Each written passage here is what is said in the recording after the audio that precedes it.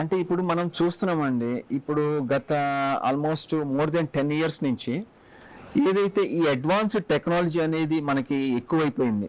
అంటే ఈ మొబైల్స్, మనకి ఈ ట్యాబ్స్, ఈ గ్యాడ్జెట్స్ ప్లస్ టీవీ, ఇవన్నీ వీటి వల్ల ఏమవుతుందంటే మనకి ఈ వైఫై సిస్టము, దీనివల్ల ఏమవుతుందంటే రేడియేషన్ ఎక్కువైపోతుందండి.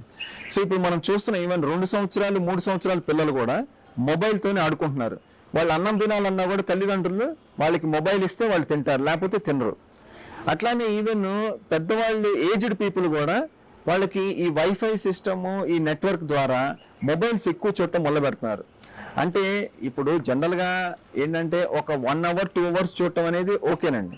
కానీ ఎప్పుడైతే ఇది continuous daily more than 10 to 15 hours చూస్తున్నారో మొబైల్స్ అనేది, లేకపోతే ఫోన్ మాట్లాడటం అనేది, సో దానివల్ల ఏమవుతుందంటే టోటల్ బాడీ సిస్టమ్ అంతా పాడైపోతుందండి. చిన్నపిల్లల నుంచి పెద్దవాళ్ళ వరకు కూడా. ఏంటంటే బేసిక్ థింగ్ ఏంటంటే ఫస్ట్ రేడియేషన్ అండి.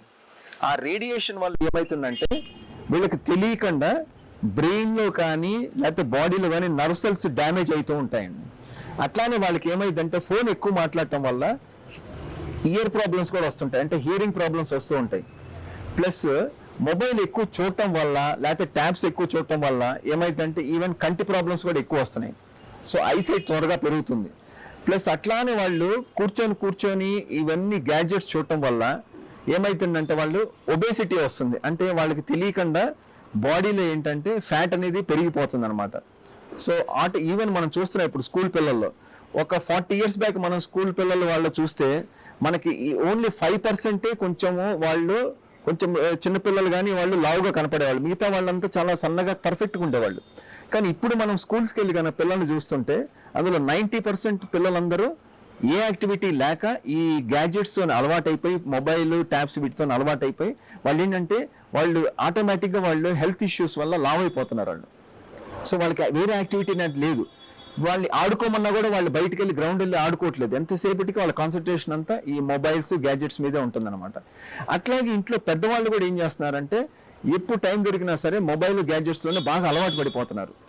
ఈవెన్ రాత్రి నిద్రపోయే ముందర కూడా వాళ్ళు నైట్ 12-1 అయినా సరే ఆ గ్యాడ్జెట్స్తో ఉండటం వల్ల, ఆ మొబైల్తో ఉండటం వల్ల వాళ్ళకి ఆ బ్లూ రేడియేషన్తో ఆ కళ్ళు దెబ్బతింటున్నాయి. ప్లస్ వాళ్ళకి ఏంటంటే నర్వ్ సెల్స్ కూడా డ్యామేజ్ అవుతున్నాయి. ఇప్పుడు మనం జనరల్గా చూస్తున్నామండి, ఏమైనా చిన్నపిల్లలకి ఒక వాటర్ బాటిల్ తీసుకురమ్మన్నా లేకపోతే ఏమైనా చిన్న పని చేయమన్నా వాళ్ళు చాలా కోపం అయిపోతున్నారండి.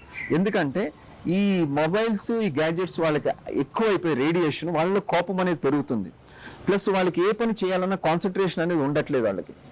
ఈవెన్ చదువుకోవాలన్నా కూడా చిన్నపిల్లలు వాళ్ళ కాన్సన్ట్రేషన్ రావట్లేదు వాళ్ళకి. ఎంతసేపటికి వాళ్ళు ఈవెన్ చదువుకోవటం కూడా టెక్స్ట్ బుక్, మనం ఇప్పుడు ఒక 20-30 years బ్యాక్ మనం text books చదివేవాళ్ళం.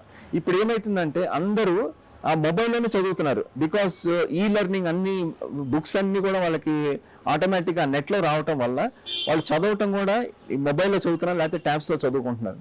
Which is not the right thing. ఎందుకంటే ఆ రేడియేషన్ ఎఫెక్ట్ వల్ల వాళ్ళకి బాడీ సిస్టమ్ అంతా వాళ్ళకి పాడైపోతుందండి. రకరకాల హెల్త్ ఇష్యూస్ వస్తున్నాయి అన్నమాట. సో జనరల్గా నేను అడ్వైస్ చేసేది ఏంటంటే ఈ మొబైల్స్ అనేది మనం చిన్నపిల్లల నుంచే మనం వాళ్ళకి ఆపేయాలి, అలవాటు కాకుండా. దాన్ని మనం ఒక నెసెసరీ లాగా వాడుకోవాలంటే ఒట్టి ఫోన్ కాల్ కోసం వాడుకోవాలి. ఏమన్నా మనకి ఏమైనా చదువుకోవాలా, నేర్చుకోవాలా, తెలుసుకోవాలనుకుంటే మాత్రం మనము ఏదైనా కొంచెం సేపు టీవీ చూసి, న్యూస్ చూసి మనం కంట్రోల్ చేసుకోవటం. మిగతా టైంలో మనం చదువుకోవాలంటే టెక్స్ట్ బుక్స్ చదువుకోవటం, లేకపోతే వేరే నాలెడ్జ్ బుక్స్ చదువుకోవటం, ఇట్లా చేసుకుంటూ ఉంటే ఏంటంటే ప్లస్ ఇవాళ రేపట్లో ఏంటంటే మనం చూస్తున్నాం ఎక్కువ మంది, ఒక 4 ఫ్యామిలీ హోటల్కి వెళ్ళినా సరే 4 వాళ్ళ మొబైల్స్ చూసుకుంటూ కూర్చుంటున్నారు, ఎవరు మాట్లాడుకోవట్లేదు. ఒక ఫ్రెండ్స్ 2 హోటల్కి వెళ్ళినా సరే ఏమైనా భోజనం చేసేటప్పుడు కూడా ఎంతసేపటికి ఎవరి కాళ్ళు మొబైల్స్ చూసుకుంటూ ఉంటున్నారు, ఎవరు మాట్లాడుకోవట్లేదు. సో మాటలు తగ్గిపోయినాయి, అంటే ఇంటరాక్షన్ తగ్గిపోయింది, రిలేషన్షిప్ తగ్గిపోతుంది. సో ఇంట్లో పెద్దవాళ్ళు ఉన్నారు, వస్తారు, ఎవరైనా వాళ్ళ పిల్లలు వస్తారు, మనవరాళ్ళు అందరూ ఎక్కడి నుంచి వచ్చినా సరే మాట్లాడుకోవటం అనేది తగ్గిపోయింది అనమాట. ఎవరికి వాళ్ళు అందరూ ఈ మొబైల్స్ మీద, గ్యాడ్జెట్స్ మీద ఉంటున్నారు. సో ఏమవుతుందంటే ఆ ఇంటర్ రిలేషన్షిప్ ప్లస్ ఆ ఇమోషన్స్ అనేవి తగ్గిపోతున్నాయండి. సో మనం అడ్వైస్ చేసేది ఏంటంటే మీరు కూడా మీడియా ద్వారా ఈ మొబైల్స్ వాడటం అనేది మనం తగ్గించమని చెప్పి మనం రిక్వెస్ట్ చేస్తూ ఉండాలన్నమాట.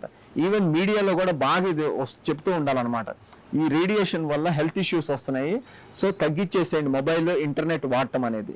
వీళ్ళినంత వరకు మనము అది తగ్గించేసేస్తే మాత్రం మన హెల్త్ ఇష్యూస్ కరెక్ట్ అయిపోతే ప్లస్ ఫ్యామిలీ రిలేషన్స్ కూడా మంచిగా మెయింటైన్ చేయొచ్చు.